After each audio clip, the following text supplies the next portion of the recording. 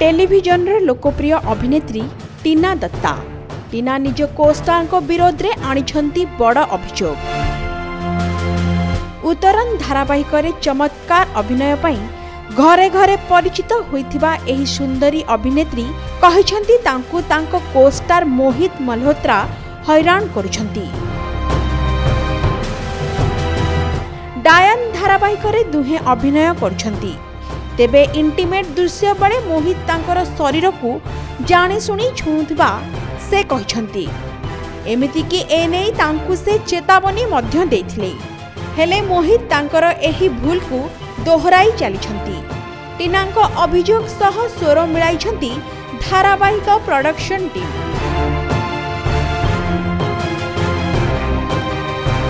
एही धारावाहिकर प्रयोजक हेउछंती एकता कपूर को बालाजी टेलीफिल्म्स।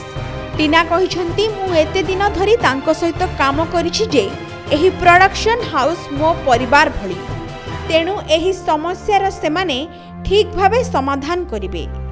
अन्य पक्षरे एक सांबादिक सम्मेलन रे मोहित कहिछंती मु ओ टीना भल बंधु, तेणु आम भितरे कौनसी समस्या नाही। तेबे टीनांको अभियोग संपर्क में प्रश्न हेबारु मोहित कहिछंती धारावाहिक रे अधिक इंटीमेट सीन ही नाही।